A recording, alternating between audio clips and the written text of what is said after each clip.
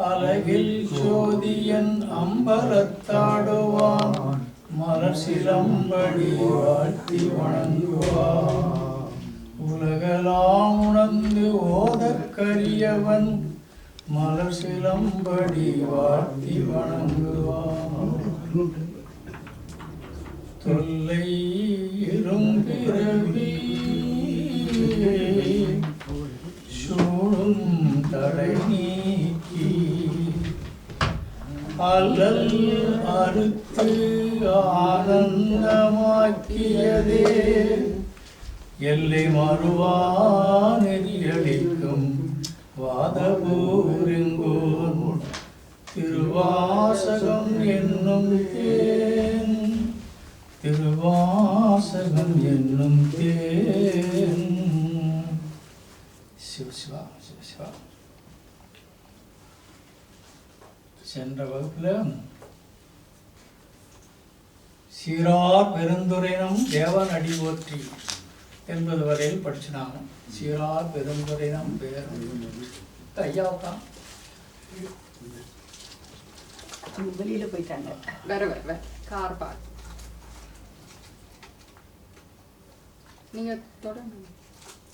ஆராத இன்பம் அருளும் மலை போற்றி.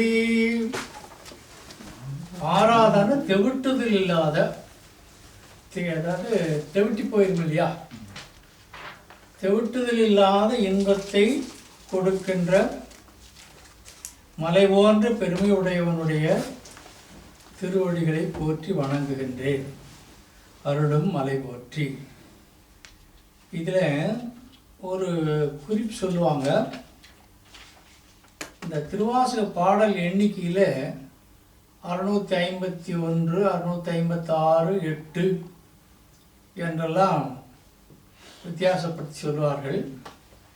இதில் வாழ்க வாழ்கான்னு சொல்லி 6 முறை வந்திருக்கும். வெல்க வெல்கன்னு சொல்லி 5 முறை வந்திருக்கும். போற்றி போற்றின்னு சொல்லி 8 முறை வந்திருக்கும். இது ஒரு குறிப்பாக 568 பாடல்கள் என்பது போல சொல்லுவார்கள். இது அந்த இது அப்படிப்பட்ட குறிப்பு உடையதாக இருந்தால் ரொம்பவும் பயனுடையது. ஏன்னா இடைச்சர்கள் தமிழ்நாட்டில் மற்ற புலவர்கள் எல்லாம் மத்தியில் பாட்டு எழுதி சேர்த்துறாங்க. நிறைய நூல்கள் சேர்த்திருக்காங்க. கம்பராமாயணத்தில் மற்றதில் எல்லாம் அதிகமாக சேர்த்துருக்காங்க. அதனால் அந்த இடைச்சல்களெல்லாம் இல்லாமல் இருப்பதற்கு ஒரு வழி இந்த மாதிரி செய்வது. ஆராத இன்பம் அருளும் அலைபோற்றி சிவன் அவன் என் சிந்தையுள் நின்ற அதனால் அவன் அருளாலே அவன்தாள் வணங்கி. இந்த இடத்துல சிவன் அவன் என்று சுட்டி சொன்னார். சிவன் என்று சொல்லும் பொழுது அது மிகப்பெரிய நிலை, மனோவாக்குகளுக்கு அப்பாற்பட்ட பெருநிலை. அவன் என்ற சொற்றொடர் இந்த பிரபஞ்சத்தை உருவாக்குவதற்காக அவன் திருவுள்ளோடு கலந்த நிலையை குறிப்பதாக கொள்ளலாம். சிவன் அவன் என் சிந்தையுள் நின்ற அதனால், அப்பெருமான் என்னுடைய உயிரையே உடம்பாக கொண்டு என் சிந்தையே கோயிலாக கொண்டு வீற்றிருக்கின்றானாகினாலே அவனுடைய அருளினாலே. சிந்தையே கோயிலாக கொண்டிருக்கின்றவன் பெருமான். ஒவ்வொரு உயிரிலும் அவன் உள்ளார்ந்த சிந்தையே கோயிலாக கொண்டிருக்கின்றான். வள்ளல் பெருமான் ஒரு அருமையான பாடல் ஒன்றை பாடுவார். ராமலிங்க சுவாமிகள் திருவொற்றியூர், சென்னை திருவொற்றியூர் கோயில் போயிருப்போம். எல்லாரும் பாடியிருக்காங்க திருவொற்றியூரை. இந்த தலம் ரொம்ப அற்புதமான தலம். இந்த திருவொற்றியூரில் போய் இறைவனுக்கு திருமுன்னால் நின்று அந்த காட்சியை பார்த்த அவர் கண்ணார நீர் மல்கி பாடுகின்ற பாட்டது. தாயிலாரென நெஞ்சகம் தளர்ந்தேன் தந்தையும் திரு சந்நிதியடைந்தேன்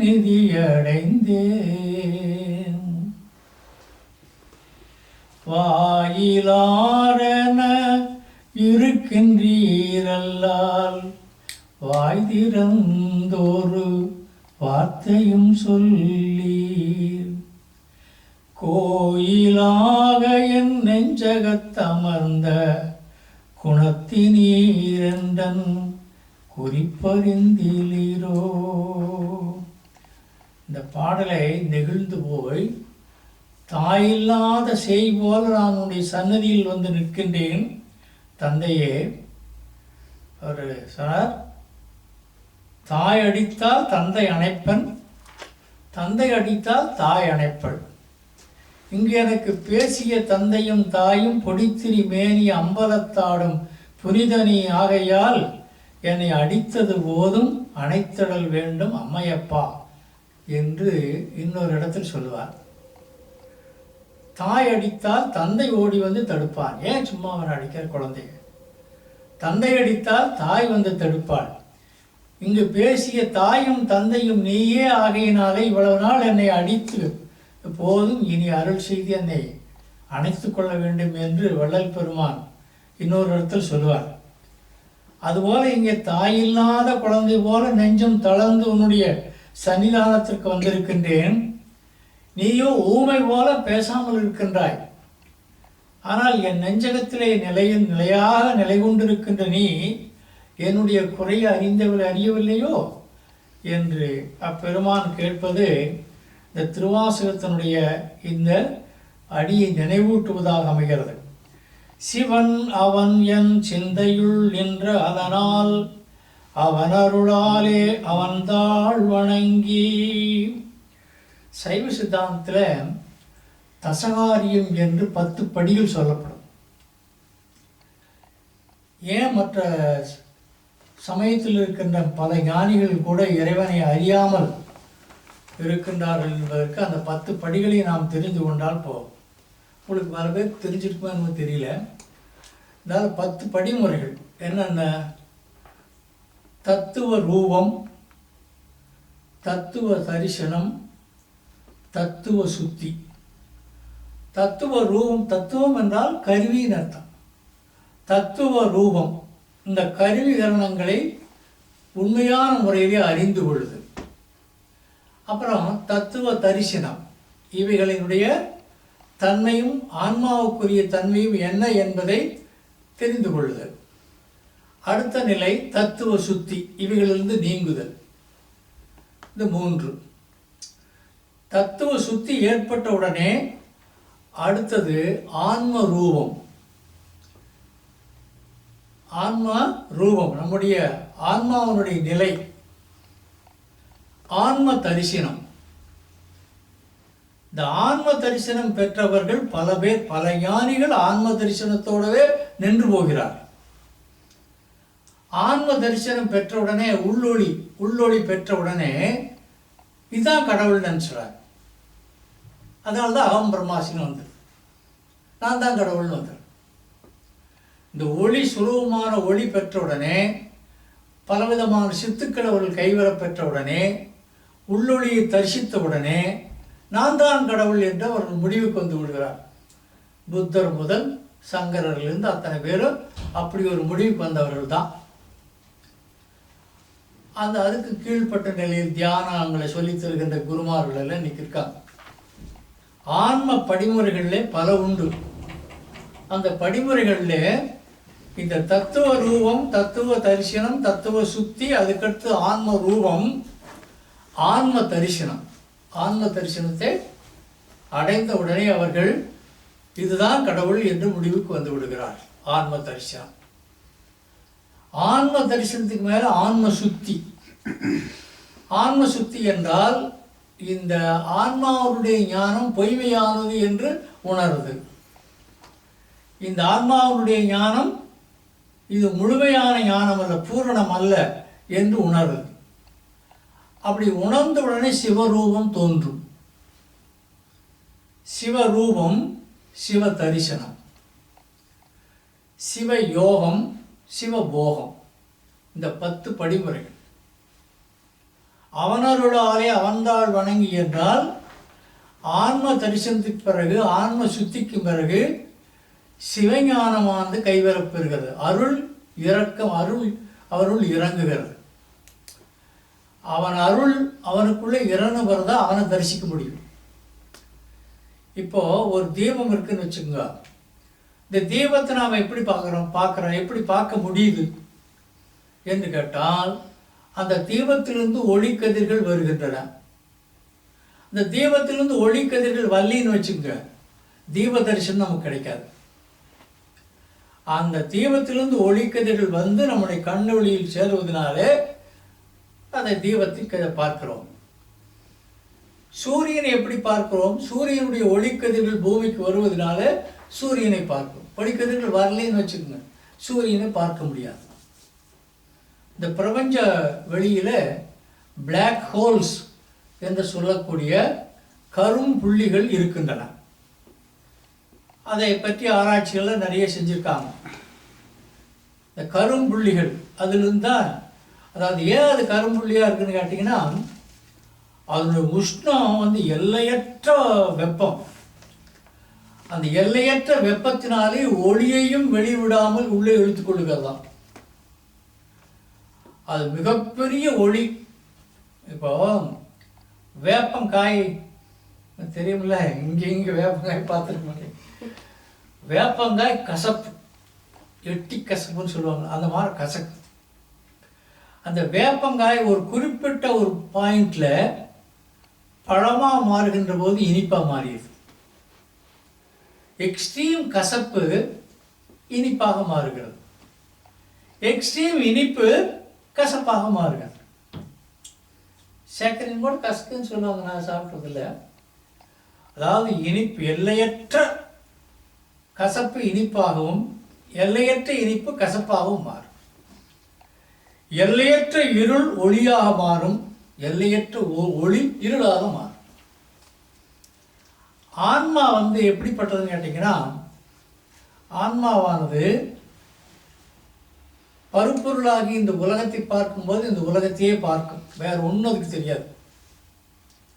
இறைவனை தரிசித்த பிறகு உலகத்தை அது தரிசிக்காது, உலகம் தெரியாது.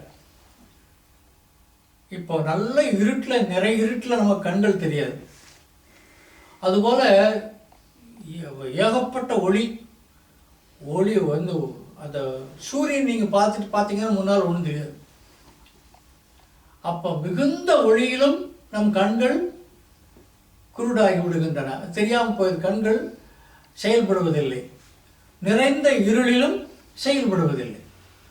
அதுபோல் இந்த உலகமாகி இருளில் இருக்கின்ற போது ஆன்மா இறைவனை தரிசிப்பதில்லை. இறைவனை தரிசித்த முன்பு இந்த உலகத்தை அது தரிசிப்பதில்லை. இந்த பாச மலங்கள் எல்லாம் அவற்றை அதிலிருந்து நீங்கி விடுகின்றன. இது ஆன்மாவுடைய நிலை. இந்த ஆன்மாவுக்கு இந்த நிலையை ஊட்டுகின்றவன் இறைவன். முதல்ல அவன் இந்த உலகத்தை படைக்கிறான். சிவஞான போதத்தினுடைய முதல் சூத்திரம் தெரிஞ்சிருக்கா எல்லாத்துக்கும்? யாருக்கு தெரியுமா?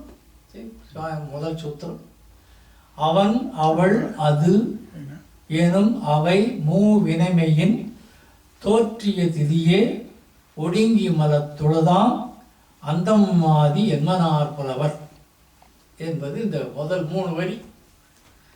இந்த 3 வரியில் அவர் என்ன சொல்றார்? அவன் என்றும் அவள் என்றும் அது என்றும் சுட்டி பார்க்கப்படுகின்ற ஒரு தொகுதியாகிய உலகம். நம்ம தமிழ் இலக்கணத்துப்படி அவன் அவள் அது, அறிவு இருக்கிறதுனால அவன் என்றும் அவள் என்றும் சொல்லப்பட்டது. அறிவற்ற பொருள்கள் எல்லாமே, பகுத்தறிவற்ற பொருள்கள் எல்லாமே அது என்று சொல்லப்பட்டது.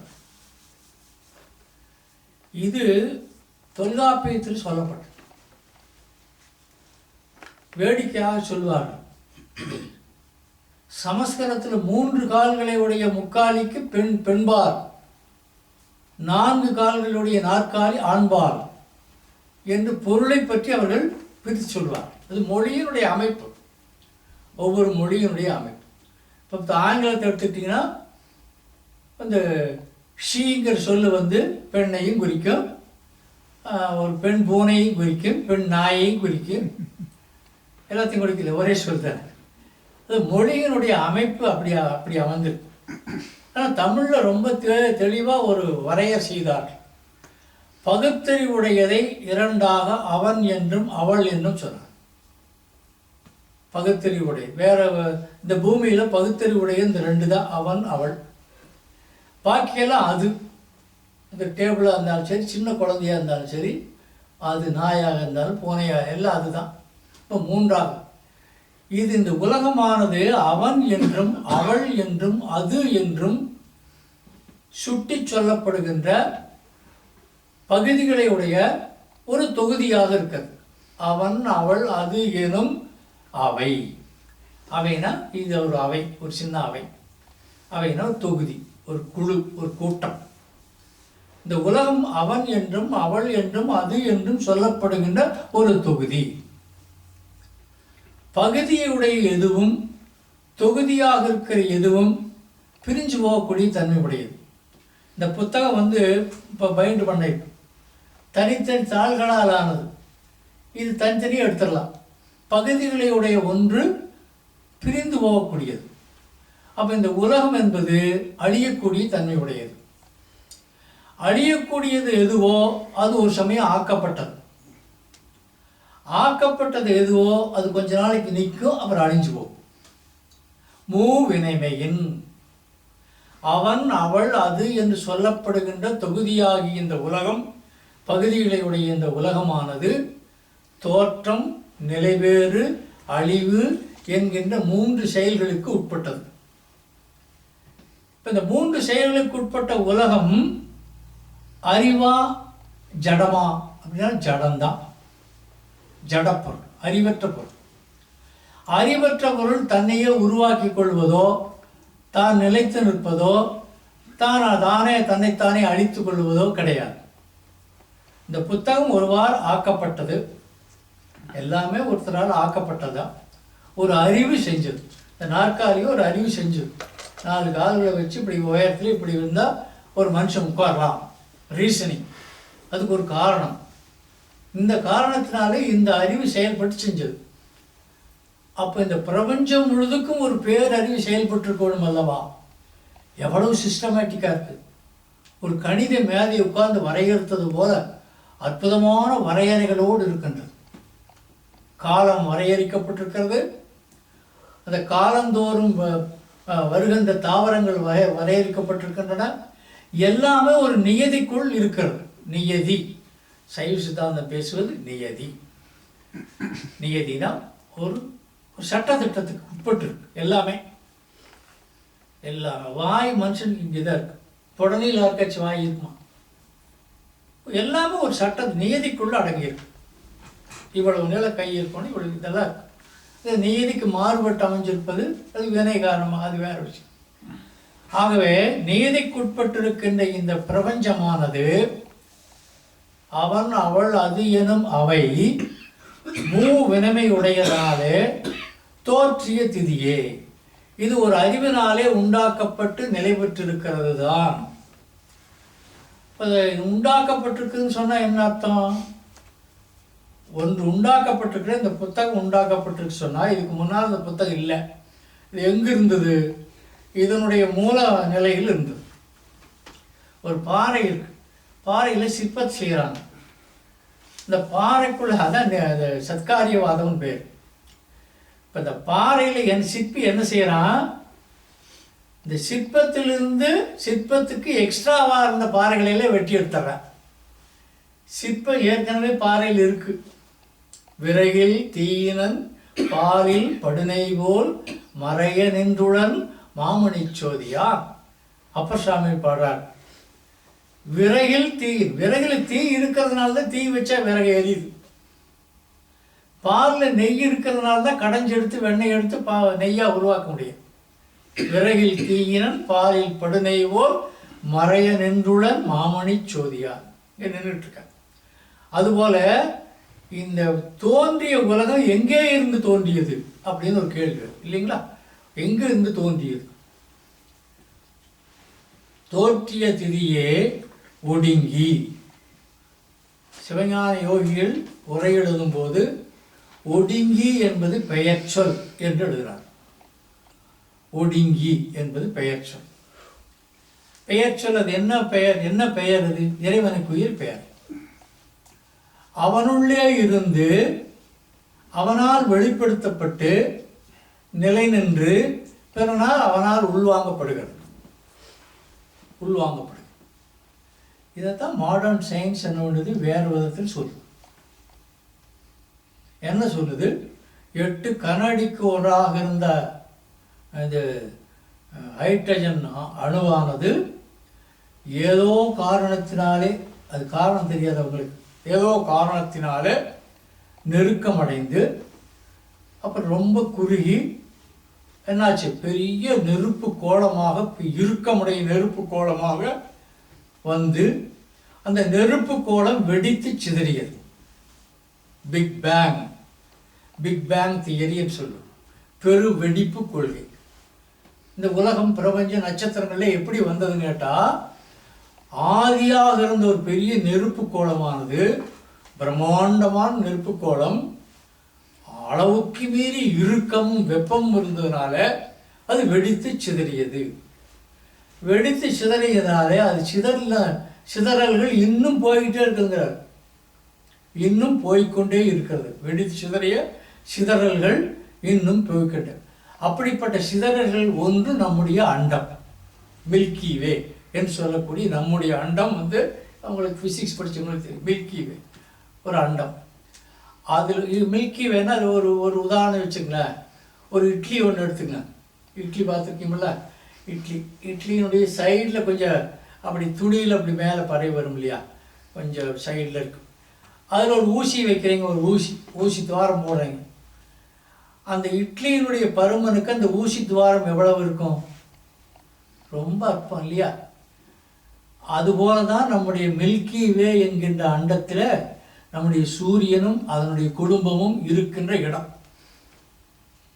மில்கி வே என்கின்ற நம்முடைய அண்டத்தில் நிலை பெற்றிருக்கிற சூரியனுடைய இடம் அதுதான். நம்முடைய அண்டத்தில் இருக்கின்ற மிகச்சிறிய நட்சத்திரம் சூரியன். அதிலிருந்து வெடித்து சிதறிய பொறிகள் தான் இந்த பூமி, அப்புறம் சுக்கிரன், செவ்வாய், இந்த கிரகங்கள் எல்லாம். இந்த கிரகங்கள் எதனால் சுற்றுது? தன்னைத்தானே 18 மைல் சுற்றளவில், தன்னைத்தானே 18 மைல் வேகத்தில் சுற்றி கொண்டு அது 1500 கிலோமீட்டர் வேகத்தில் சூரியனை வலம் வருகிறது. இது பூமி. பூமி அந்தரத்தில் எந்த ஆதாரம் என்னதுக்கு? ஆதாரமில்லேன் என்று சொல்வாரே, ஆதாரம் ஒன்றுமில்லை. ஆதாரம் ஒன்றுமில்லைன்னு சொன்னால் அந்த பூமியை காட்டிலும் அந்த ஆதாரம் என்ன வலிமை உடையதாக இருக்கணும். இந்த சின்னது நிற்கணும்னா இது பலமாக இருக்கணும். இது பலம் இல்லைன்ட்டு இது நிற்காது, கீழே விழுந்துடும். பூமி கிரகங்கள் எல்லாம் அப்படி நின்றுக்கிட்டு, சூரியன் இருக்கிறது, இதெல்லாம் அப்படி சுற்றிக்கிட்டு இருக்கு. பூமியை போல 13 லட்சம் உருண்டைகளை போட்டால் ஒரு சூரியன் ஆகும். 13 லட்சம் பூமி உருண்டை ஒன்றா போகும். 8000 மைல் விட்டம் பூமியினுடைய விட்டம், 8000 மைல். இந்த கோலம் போல 13 லட்சம் கோலத்தை உள்ளே போட்டால் ஒரு சூரியன், அவ்வளோ பெருசு. ஆனால் அதை விட பெருசு ஆதிரை என்கின்ற நட்சத்திரம் நம்முடைய அண்டத்தில். சூரியனை போல 13 லட்சம் சூரியனை போட்டால் ஒரு ஆதிரை நட்சத்திரம் ஆகும். அதைத்தான் சிவனுக்குரிய நட்சத்திரமாக நம்முடைய ஞானிகள் கணித்திருக்கிறார். ஆதிரையான் என்று சொல்வது சிவனுக்குரிய நட்சத்திரமாக அதை கணித்திருக்கிறார். இதெல்லாம் எதுக்கு சொல்கிறேன்னா, இந்த பிரம்மாண்ட வெடிப்பில் எல்லாம் சிதறி போய்கிட்டு இருக்கு. ஐன்ஸ்டீன் என்கின்ற பெரிய விஞ்ஞானியை பற்றி நீங்கள் கேள்விப்பட்டிருப்பீங்க. போன நூற்றாண்டினுடைய மிகப்பெரிய சிந்தனை சிற்பி அவர் சொல்கிறாரு, வெடித்து சிதறினது இன்னும் அந்த வேகம் அந்த வேகம், வெடித்த வேகம்.